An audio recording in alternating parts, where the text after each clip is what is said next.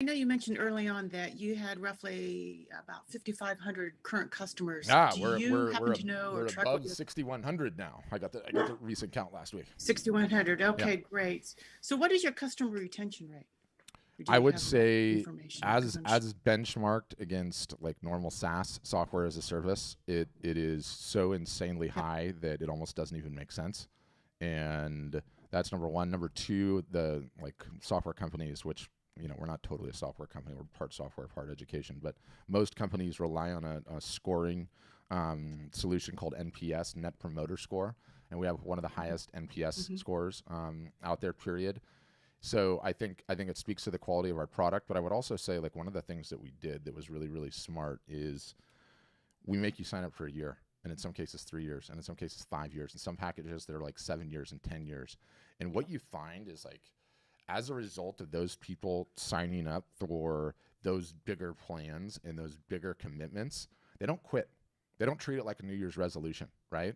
When you sign up for a website and it's like $11 a month or $29 for the year or $50 a month, whatever it is, and you're in month 3 and you're like, I'm kind of busy. I don't really want to work on it. I don't really want to do anything. It's very easy to just sort of not work on it and not do it and not make any forward progress. When you've made like a year or a 2 or a 3 or a 4 or a 5 year commitment, you burned your boat already.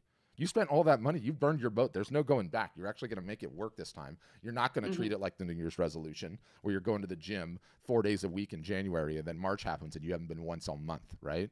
Which is how, by the way, all artists and photographers treat their marketing. It is just a straight up New Year's resolution that gets dropped in month 2 or month 3. And then maybe it gets picked up again 6 months in and then it gets dropped shortly thereafter. So that's what I would say. But All right, thank you. yeah, Appreciate it. a super interesting thing that we do, Terry, that very few companies do is one, because social media is so crazy, we have our Facebook reviews page open, and pretty much anyone can read a Facebook review, leave a Facebook review. So we get some people that are not even customers that are giving us built barrels in there. But what you can do, which is amazing about Facebook, is you can go right onto the reviews and go down the reviews tab, and then you just click send message to those people, and it uses Facebook Messenger, and it's sort of like when you're reading the reviews on Amazon for a product, and you've got like a glaring review, and then you're like, oh, the company paid for that shill. Who are they kidding? And then some ones further below are like 3 stars or 4 stars. You can contact that person directly and say, hey, how's it working out for you, right? Which is a great way to get like additional information if you're doing your drilling and kind of figuring things out. So I'd recommend you do that if you like. And why should Terry be running live art shows, you guys? Because Terry is a dog person, because I could hear the dog barking in the background. So I'd be like, hey, Terry, you're into dogs? I'm into dogs. What kind of dog do you have? And then Terry's telling me about what kind of dog she has. And then I'm calling my dog in the room, and I'm like, check out my dog. Next thing you know, we're now bonding and talking at a level like friends. And I'm just that much closer to know, like, and trust and actually wanting to buy Terry's art because we're both dog people. So that is the power of live video and a live art show, and that is how fast it happens. And let me tell you, that wasn't going to happen via email, and it wasn't going to happen. I mean, it can, but it's not as fast. Like video is like such a catalyst. It's such like a catalyst for it. Anyway, I get fired up about these things. Okay, Debbie, your question's an interesting one, so I'm going to unmute you too. Do you want to just ask it again so everybody can hear, or if you want, I can read it too? Yeah, go ahead and read it. That's fine. I have 2 types of photography and award-winning digital creations. I make a scanner called Telling Images. This has been my primary often in art shows. I have one site for telling images and the other for photography. Need wisdom on how to market both. Wisdom number 1, combine the 2 websites, okay? I have 2 small children, and I know one thing conclusively. It is much easier watching one of them than it is watching both of them, okay? So That's true. combine the 2. I do have Telling Images on my photography site, but I have a separate site for Telling Images with more in-depth story about them. I would pick whatever one has the most traffic, and ideally you have tracking going on both of them, and I would just combine the 2 of them. Like one of the common misconceptions in this business, okay? And I feel like every artist or photographer that I talk to sits down with like a close and trusted friend, and they have a conversation about the business. And the conversation goes something along the lines of, you're never going to make it or be successful in this business unless you figure out what your niche is, right? Yeah. I'm telling you, every artist and photographer has had that question with a friend. I know. And they're well-intentioned, but they're completely wrong, okay? And the reason I know they're completely wrong because I would have given the same damn advice 7 years ago. But now, 7 years on, after I've seen all of these various different customers and their various different niches selling various different things, it is such a mixed bag. It is mind-boggling. Okay. Number one, most artists will never know what their niche is until they get it in front of enough people. And most of you have not done that. So the public has not told you what your niche is, and they're the only ones that can tell you what your niche is. Otherwise, it's a hobby. Number two, I've seen just as many people do different media types, different subject matter materials, and be totally successful. Number three, I've seen people with two different styles start in on their marketing, go at it for a year, and then at the end of the year, Pareto's Law emerges. Pareto's Law is the 80-20 rule. And in this case, it manifests itself in 20% of their artwork is 80% of their income, right? And so then we need to have a conversation at the end of the year and be like, Debbie, the market is telling you this is your niche. It's time to go all in. But guess what? I've seen just as many of the other thing, okay? I have one customer who just quit his job to go full-time. And his original photographic work, he lives around like Minneapolis, St. Paul, Twin Cities region, right? And he was doing these like cool at night industrial, like kind of landmark bridges and other industrial stuff. You know what his other niche is? He likes going into a certain park that might or might not be themed about a mouse and taking photos of the rides in there. And that's what his business is. Those things are so divergent in terms of a niche, and yet he's doing better than he ever has. So how do you explain that? You can't. That's because everyone assumes that there is just one blueprint, one roadmap that'll just stay on this thing, and that's how it goes. People like what they like. Yeah, right? yeah. I mean, and you'll never know until you start experimenting. But what I know is, you saw me going blowhard status about attention and the Kardashians and everything else. You're splitting your attention between these two things. I don't want you doing that. I don't want you managing two kids, watching two kids, right? I want you having one Instagram account. I want you having one Facebook account. I want you having one website, and your life will be made significantly easier. And in addition to that, you're going to end up getting more ROI out of the attention you do have because you're not constantly switching between everything. So just combine it. Okay. All right. Thank you. Yeah. I get that question all the time, and I love that question because I get it to debunk the conventional wisdom. The conventional wisdom gets you very conventional places, which no one is attempting to go to. All right, what else? Where are we? Mike on Facebook, while you guys are getting brave, hold on. I have over 70 pics, and I have not named. Do I need to take and log into computer because I have contacts just have not added to the computer? Upside down smiley face? I'm sort of upside down smiley face myself, Mike. I'm not totally sure what you're asking, but if you want to leave another comment and clarify, I'll certainly answer that for you. What else? I have to pick on the ones that have their kids. Franklin, that's what I'm talking about. That's what I'm talking about. I knew I could count on you. My history, I was a very successful stock photo photographer during the 90s. Back in the stock photo heyday. Right before film transitioned to digital, or right around when it did, was the death knell of that industry. Kodachrome, and then came out what we call Disney Chrome, which was Fuji. Yep. And then unfortunately clip art took over and royalty free and destroyed the value of the photography. Yep. And sometime in the 2000s, I decided I'm going to throw it away before I give it away. Yep. But I've kind of come back out and have looked at a lot of the images that a lot of people haven't seen, and they're still very valuable as far as things I've documented on the planet and places I've been and stuff like that. Yeah. So I've got a couple of things. One is, there was a time where I knew all the editors at National Geographic World where I shot, and Terre Sauvage and German JO, and I had their FedEx account numbers and had all that stuff. So that was my list. Yeah. Now I don't have a list. Yeah. So it's kind of daunting to hear, create a list and yes, my website over the last 10, 15 years has been nothing more than a glorified business card. Yep. I understand that. And so it's building this list to even launch and get off the ground. I know I have the images. It's just, everything is marketing. My ex-wife was the youngest marketing manager IBM ever had, and that was what it was all about, was marketing. So that's where I'm kind of looking at this, is how to build this list from not just being, my friends, my family, my friends are going to buy a couple of pieces of something just to help me go or something. No, it's got to be broader and bigger than that.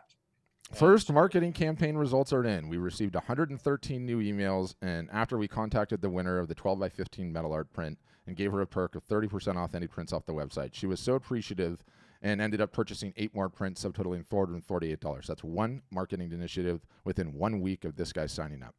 Once you learn the basic tenets and facets of marketing, primarily, especially when it comes down to lead generation, especially early on, is when you start doing print giveaways, in which the incentive to enter the print giveaway is to give up an email address. You can have a several thousand person email list within a year. Some people do it in 6 months. Some people phone it in and it takes a couple of years, but you can get a very significant list very quickly.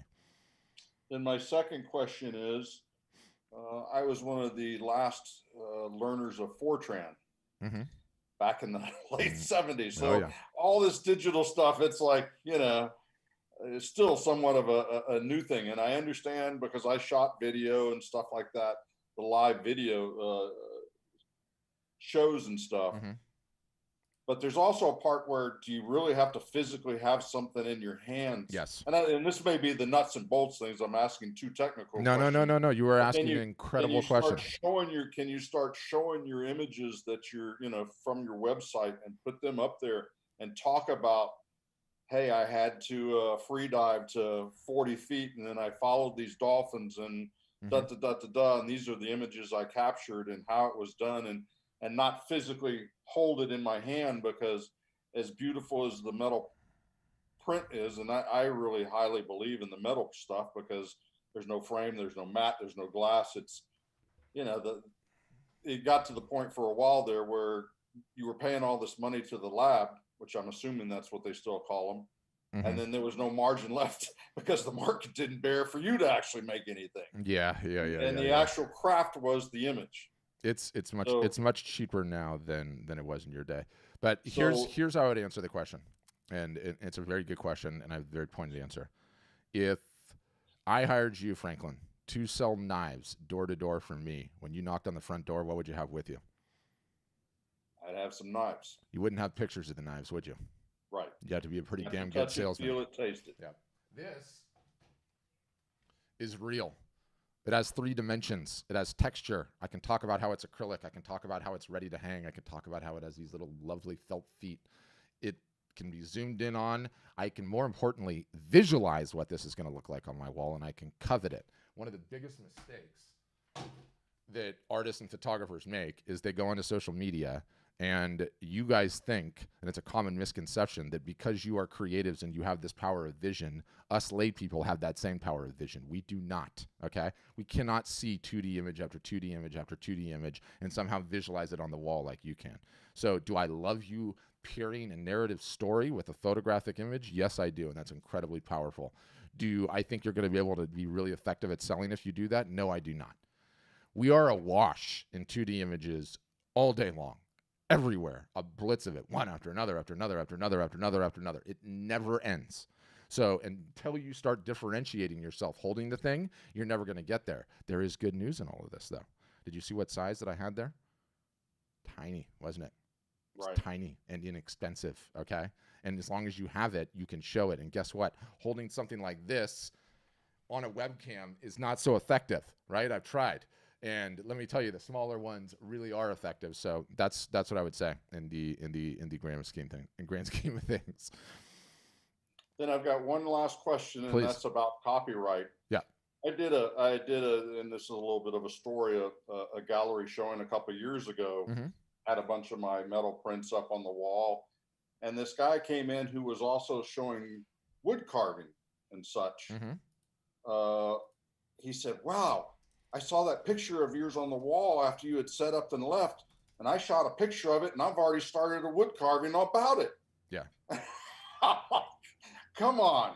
But so once we build these websites and stuff, how do you keep people from stealing those images?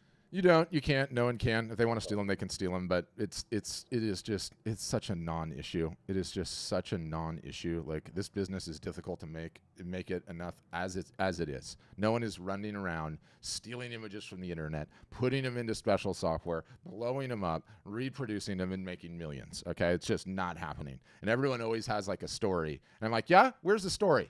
oh, well, my such and such, let's get him on the phone, right? It's just such bullshit. It is not happening, okay? It is not happening. All it is an excuse to treat your marketing like the aforementioned New Year's resolution gym membership, okay? Doesn't happen.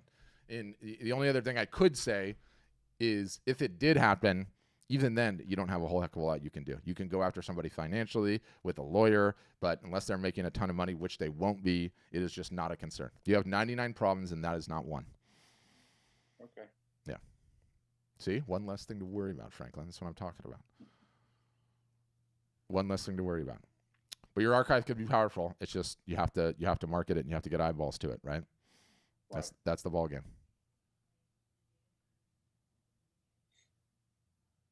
Good? Good. Okay. Thank you. I get fired up about that one too. There's so much nonsense that gets put into your guys' heads about things to do and not to do, right? Like, you can't discount your work. It'll cheapen everything you do. Yeah, all right. Name me another brand. It's actually only one brand now, in true irony. Aside from Louis Vuitton and Tiffany's, it doesn't discount. Go ahead, I'll wait. Is there another one? Somebody said Hermes once, like the scarves. So maybe there's 3. Other than that, I am not aware of any other brand that exists on this planet that does not discount. Tesla, some people say too, but their business model is a little bit different. And the more expensive the art, the more negotiation that takes place, because high net worth individuals don't pay retail for anything. Unless they're inheritance business, they didn't get there by paying retail for anything. So yes, that's another one that infuriates me. Yes, Dick, we do. You know, if you get on here, you're hosted with us. We host it, and we worry about all of that. Jazz, he was just asking, do we have a web hosting platform? But who else, guys? Questions? Leslie, John, Alex, Johnny, Sophie. All right, Alex has got one. I have to pick on the ones with the cameras because you guys are brave. I know it's sort of like you're being awesome to have your camera on, and then I'm picking on you. It's not very fun. But Alex, to unmute, you just need to hit the mic icon in the bottom left-hand corner. Gotcha. I'm new at this thing. All good. Thank you for having me. Yeah, my pleasure. I'm new at this thing, but I've been trying to sell my artwork because I've been doing a lot of art that I'm trying to get it out there. But occasionally I would sell them, but not everything that I wanted to sell that wasn't giving me the results that I needed, So here I am, So thank you for inviting me. Yeah. It's my pleasure. And don't worry, we all start somewhere. You're in the right spot to learn, so don't worry. Okay, Sophie, you're up next. Hi there. To be honest, I just started on the art not even a year ago. It was a COVID thing and trying to pass some time when I was unemployed. And I kept showing, friends and family and, oh, you got to sell this stuff. And I'm like giving it away to friends, sending them, thank yous for your support with a little piece of art, so I'm feeling a little intimidated as well as not worthy. I don't feel, and I'm trying to, I don't know how to get past that, what things are worth and so forth. Just last week, I just tried to open a Etsy store and I don't know. I'm just feeling a little bit intimidated, to be honest. Yep. I just can't get past it. Don't worry. I know exactly where you're at. I know exactly what you need to do. Step one, when you hear, oh, Sophie, you are so good at this. This art is amazing. You really need to sell it. I want you to respond, this piece is actually for sale. It's $350. I take cash, check, Venmo, credit card. Let's go. And then shut up and see what they have to say. Okay. That habit, if you can get into it, will serve you well for the rest of your art career. Number two, your next goal in the very near short term is you need to sell some of this art to people not named mom, dad, brother, sister, family, friends. Okay. Because they'll buy anything.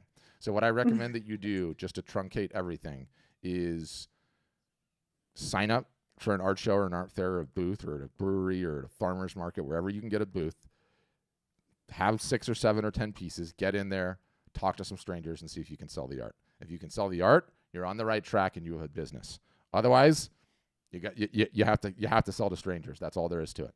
Have to. Yeah. Yeah. And don't worry about Okay. anything else. You don't need to do anything else in the meantime. Nothing.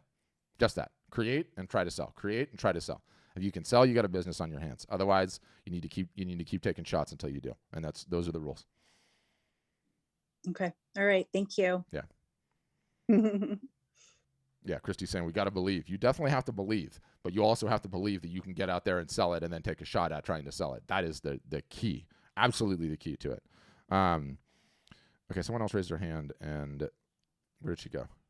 Terry's got a follow-up question. Hold on, Terry. I've got to, here, there's Leslie. The grid moved around. Leslie, you're up next, and then Terry, I'll come back to you. Don't worry. You need to unmute, Leslie. It's just the mic icon, bottom left-hand corner.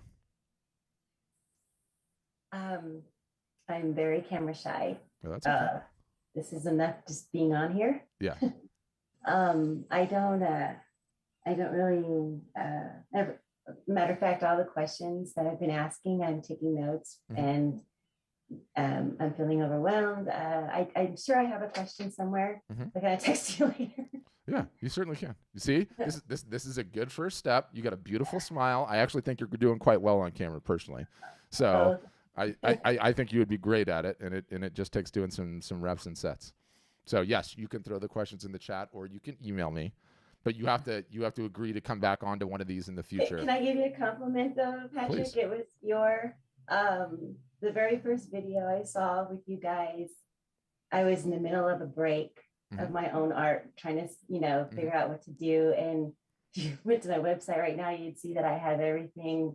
I have this blowout sale, and it's like everything goes. You tell me how much, and I'll tell you the experience that happened after that is that I did have some of my circle people have pity on me, and I wind up letting quite a few of them go with not necessarily the price that I wanted, but I tell you what, it just to not having to house it, because my artwork is I do mosaic, reverse painted glass, and they're heavy. They're not heavy, but they're heavier than a canvas would be. Yeah.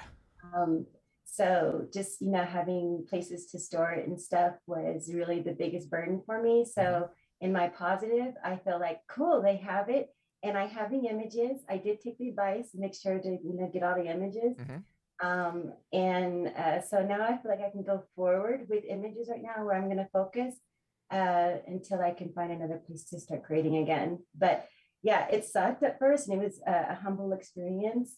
But now I kind of have a list too, right? That list that you're just talking about of people who are interested, and they weren't all just core people.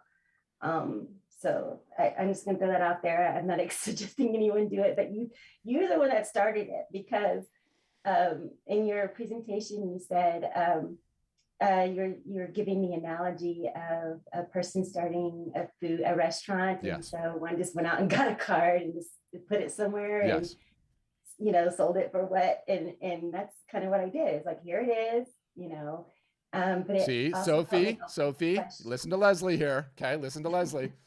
I also it forced me to ask this question to people who were like, what are you doing? You can't sell your work for this little.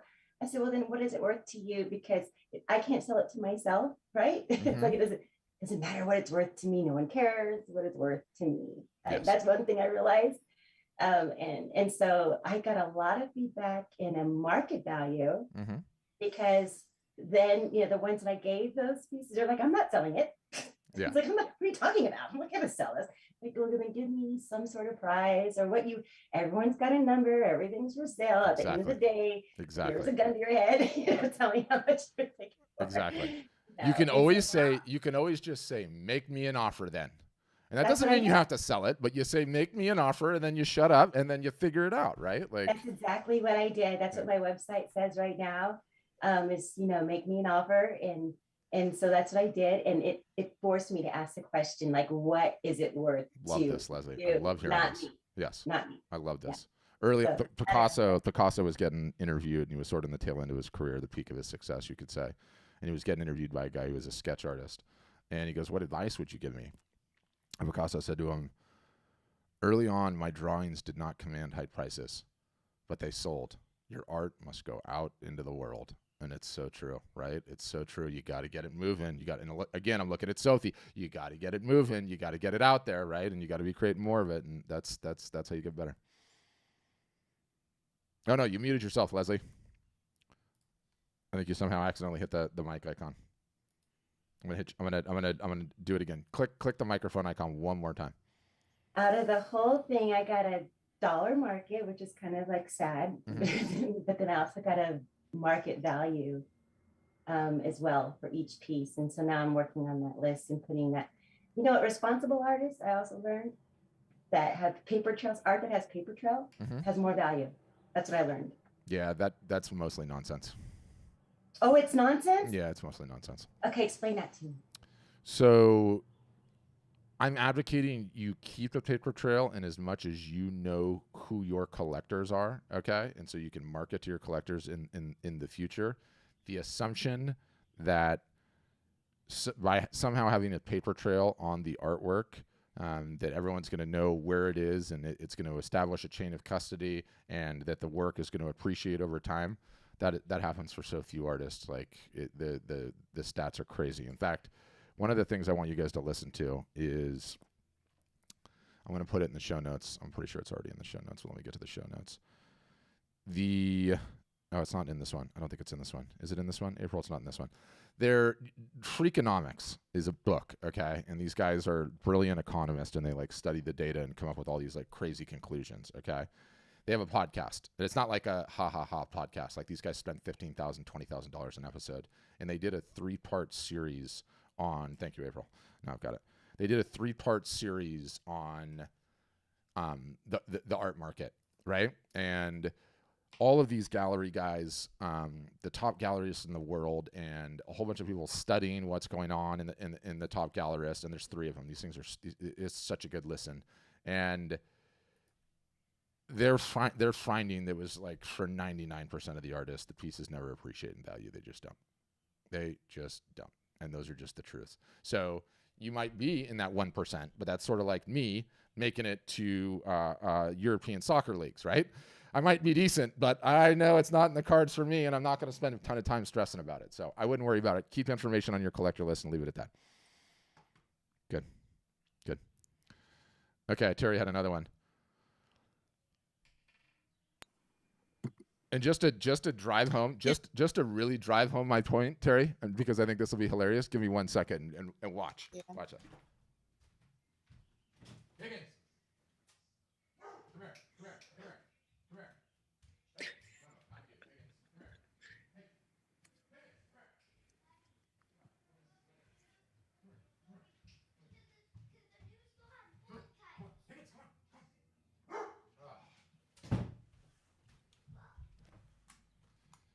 That was a huge fail. The minute I started yelling at him, he thought, get outside. And then my son's home from spring break. That was a total disaster. So I was going to show you my dog, Terry. I have an 80-pound sheepadoodle that doesn't look so different than yours. So anyway. Oh, how cute. Yeah. I heard him. Nice. So I guess my question is kind of following up with some of these other questions. How do you actually establish pricing for some of your pieces? I mean, I've read up on several different models, and it's like, you know, I'm in a very small suburban town outside Toledo, Ohio. Mm-hmm. You know, they don't necessarily have deep pockets, if you will. So don't worry about that. That's just nonsense. Trying to price without the good news about pricing, okay, is it is an utterly, totally, and completely reversible decision. Okay. And when we look at our businesses, we have to always ask ourselves, is this a reversible decision or an irreversible decision? If it's reversible, then waste no less than 30 seconds deciding. You could throw darts on a dartboard for all I care, because you can raise the prices and lower the prices at any point in time. Now that's on originals. Okay. On prints, we recommend a 250% markup relative to your cost. And what that does is it gives you the flexibility to be able to have sales from time to time and not destroy your margins, right? Because if you have a 250% markup and you do 20% off or 15% off, then you're not chewing into your margins all that bad. And you can raise or lower the prices whenever you want with zero downside. It does not matter. More often than not, what I see is artists terrified and petrified to raise their prices. And so you need to do that too. Like, You know, one of the most important things where artists screw up all the time is not understanding the way of the world. And the way of the world is, I usually have a pen, but again, I have small children in my house right now that steal everything. Everyone's followers. Everyone on this call, doesn't matter if you're from Toledo, Ohio, or I'm from Southern California, okay? They all fall into a socioeconomic bell curve. Low-income folks, lower middle class, upper middle class, high net worth individuals. The socioeconomic bell curve, okay? And obviously, the fewest numbers are on the high end of the scale. The key, okay, is to have price points for everybody on the curve. And what does that mean? You need to have price points under $100. You need to have price points from 100 to 1,000. And then it's just as important to have the price points that are really obscenely expensive. Like I will tell my customers, like, what do you price your originals at? Oh, 2,500 to 3,000. Okay, well, wonderful. I want something in the store for 15 grand or 20 grand. It's just as important to have one up there as it is at the low end of the thing. And once you study enough data and you understand the store, I don't even want to call it an art business because I want to take your mind off of it. The store will do much better financially if it has price points for all those folks, okay? And sometimes there's people at the high end that will only buy the high end stuff. And then in the middle is easy. And then at the low end, you know, they might be living in their mom's basement and love what you're doing. Or they might be in low income housing in Toledo, but you have a tote bag because you're also selling merchandise, or you have a coffee cup, and then I buy a coffee cup. And then guess what? 4 years later, Terry, I'm out of my mom's basement. I have a dog in my own house, and I'm ready to buy an original. The only reason you got that sale is because I've been drinking my coffee and staring at your work every day for the last 4 years, okay? That sale doesn't happen. That sale doesn't happen unless you have a price for them right there.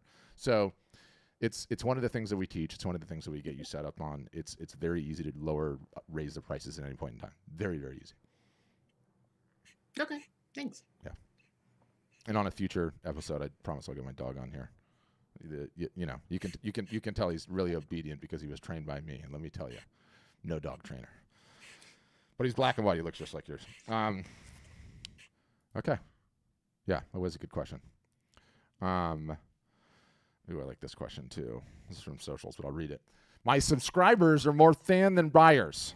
I need to have buying subscribers. How do I do that? One, you need to take the same advice that I gave Sophie, which is when they tell you the work is beautiful, say, exactly, and it's for sale.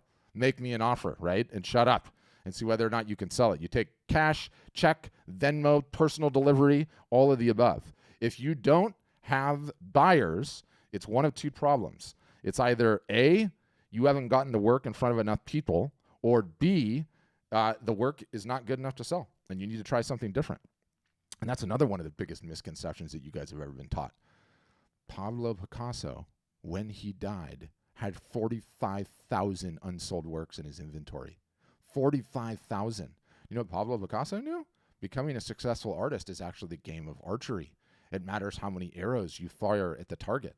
What so many artists and photographers do is they say, this is my arrow. This is what I love. This is actually a tiny screwdriver. This is my arrow. This is what I love doing. This is what inspires me. This is what I feel creative, fantastic.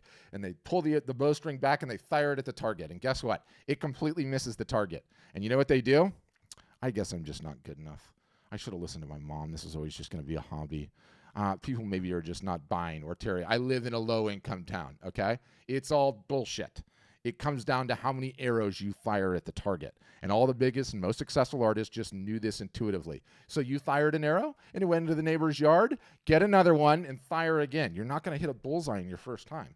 You have to give yourself the permission to constantly be trying out new things, and you have to be taking the new things to the market and attempting to sell them. And if they don't sell, okay, Stephanie, if you feel like you know, how are you going to get collectors? You're actually going to get buyers and collectors from getting a product that's good enough to market. And you might not have it, or you might not got it in front of enough eyeballs. You won't know until you start working on your marketing. I'm passionate about that one too. I'm passionate about all kinds of things today. Gotta be honest with you. I'm in a good mood for a Wednesday, which is surprising. Who else, guys? Questions? Oh, so Alex left a question. How can I get my work on the market so I can convince potential clients what I'm good at and giving them their money's worth?